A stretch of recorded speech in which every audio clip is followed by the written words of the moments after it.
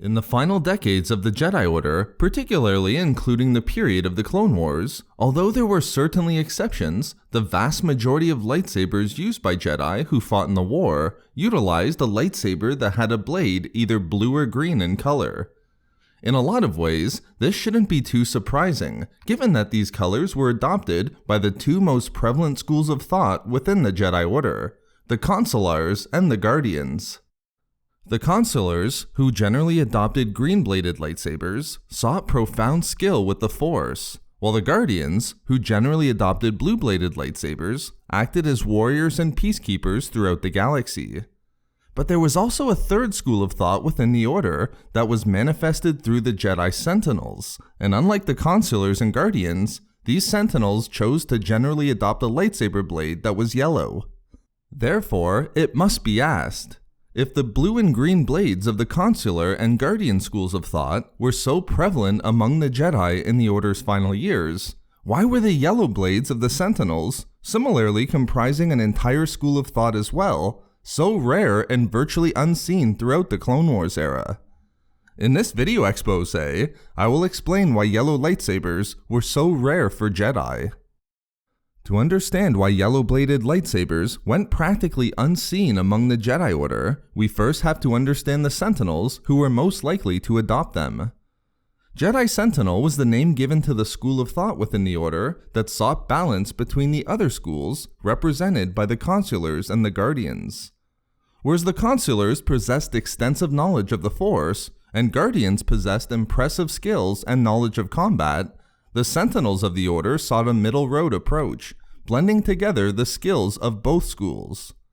However, what further separated the Sentinels from other Jedi was that they sought to utilize skills that were not necessarily related to the Force, such as intelligence gathering, technological surveillance, espionage, or computer slicing. Instead of focusing all of their time on lightsaber exercises or meditation with the Force, Sentinels sought to amplify their abilities with non-Force related skills, thereby allowing them to accomplish tasks that neither Consular or Guardian could. As recognized by Jedi Master Morit Chigali, viewed as the founder of the Sentinel School of Thought following the New Sith Wars roughly 1,000 years before the rise of the Empire, it was possible to know too much about lightsaber combat and the Force, when this knowledge prevented a Jedi from learning important real-world skills. But even if Sentinels dedicated themselves to the adoption of these skills, why were their yellow lightsabers so rarely seen, outside perhaps of the Sentinels who went into service as Jedi Temple Guards? First, the primary reason why yellow lightsabers were so rare is simply because there were so few Sentinels among the Order by the time of the Clone Wars. As written by Jedi Master Chigali in the Jedi Path Manual to guide new initiates within the Order, a Sentinel's lightsaber usually bears a yellow blade. Haven't seen many of those? Now you know how few we are in number. Therefore, as clearly recognized by Chigali, the vast majority of Jedi within the Order sought out a future within the other two schools, rather than as a Sentinel, choosing to immerse oneself in those skills that were synonymous with the Jedi, Force abilities and lightsaber skills. In this way, blue and green lightsabers became far more prevalent than yellow lightsabers. But another important reason why yellow-bladed lightsabers were so rare among the Jedi wasn't simply related to a lack of numbers, but also due to their concealment within the galaxy and their missions that took them off of Coruscant and away from the Jedi Temple. In many ways, in having real-world skills that could benefit the citizens of the galaxy, many Jedi Sentinels found the typical isolation within the Jedi Temple to be a hindrance.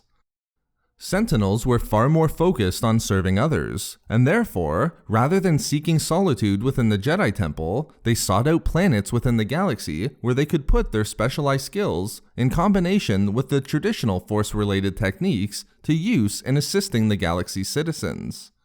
In the most extreme cases, Sentinels who were known as Watchmen would stay in one place for years, serving the interest of not just the Jedi Order, but also the native population of the planet in whatever way they could. Again recognized by Jedi Master Chigali, yellow lightsabers were such a rare sight throughout the galaxy, not only because Sentinels were few in number, but also because these Sentinels were so adept at keeping themselves concealed. And even then, given the skills and missions that were undertaken by Sentinels, they rarely needed to use their lightsabers at all, again adding to why seeing one was so unique. It wasn't until action was absolutely required that one might ever see a yellow lightsaber ignited outside of the temple guards on Coruscant.